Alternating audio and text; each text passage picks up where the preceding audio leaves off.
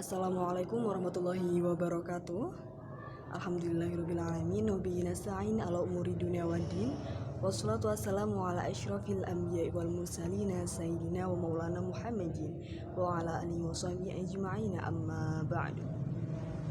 Yang terhormat pimpinan wilayah IPPNU Jawa Tengah, yang saya hormati segenap tim instruktur dan pelatih pimpinan wilayah IPNU dan IPPNU Jawa Tengah.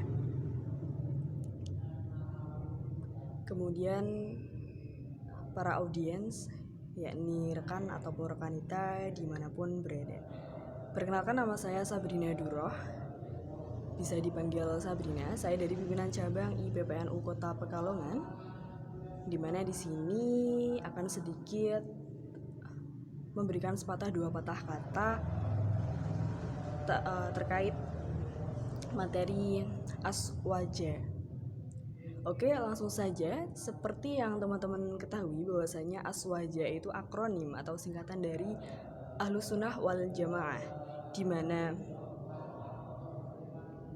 berasal dari kata ahlun wal jamaah. Ahlun as-sunnah wal jamaah.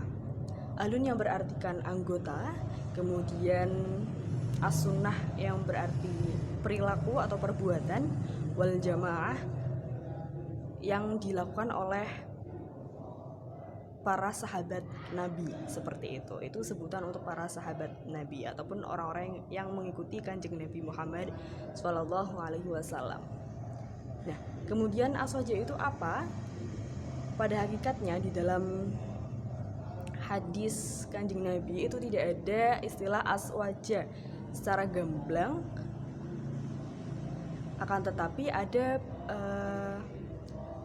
istilah ma alaina wa ashabi, seperti itu. Jadi siapapun yang seperti saya dan mengikuti orang yang mengikuti saya, seperti itu ya. Jadi pada dasarnya aswaja adalah sekelompok orang yang baik itu perilaku, perbuatan maupun perkataan dalam beribadah itu menyesuaikan atau mengikuti pada Kanjeng Nabi Muhammad dan para pengikut Kanjeng Nabi Muhammad, yakni para sahabat, para tabi'in, para tabi'it tabi'in, tabi'it tabi'in, seperti itu, sampai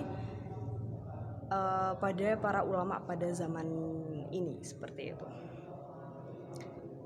Kemudian sejarah aswaja bagaimana? Iya, seperti yang tadi saya sampaikan bahwasanya tidak secara gamblang aswaja itu tertera dalam hadis Nabi.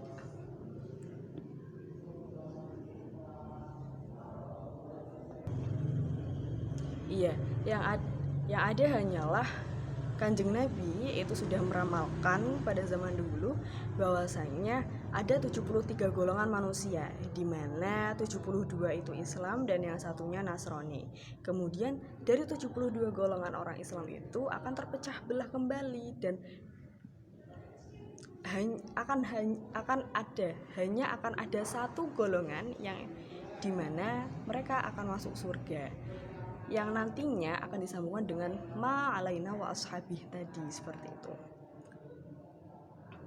Kemudian untuk aswaja yang ala an-nahdiyah, di mana orang-orang NU dalam beraswaja itu ada 4 kriteria atau ada 4 kategori.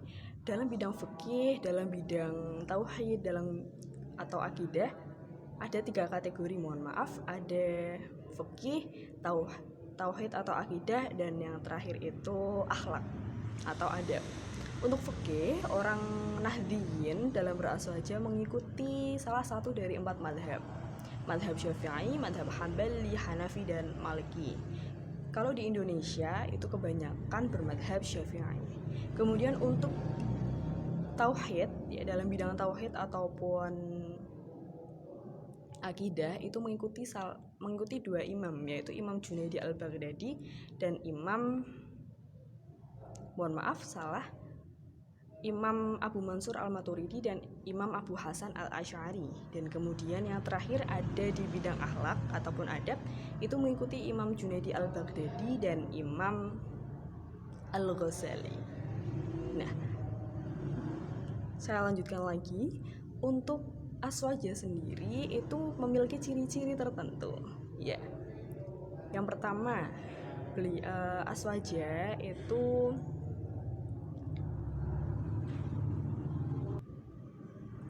iya, karena saya orang Nahdlatul Ulama, jadi ada corak tersendiri dalam beraswaja. Yang pertama, orang Nahdlatul Ulama dalam beraswaja itu tidak suka membid'ah-bid'ahkan seperti itu. Lanjut, kemudian dalam sholat subuh itu menggunakan doa kunut. Kemudian dalam sholat Jumat itu menggunakan 2 kali adzan. Setelah itu baru iqomah. Kemudian sering melaksanakan tahlilan apabila ada saudara yang atau kerabat yang meninggal, ya. Kemudian ada ziarah kubur dan meyakini bahwasanya Allah itu Tuhan, Kanjeng Nabi adalah utusan dari Allah Subhanahu wa taala. Ya, mungkin itu saja yang bisa saya sampaikan, kurang lebihnya mohon maaf. Wallahul muwaffiq ila aqwamit thoriq. Wassalamualaikum warahmatullahi wabarakatuh.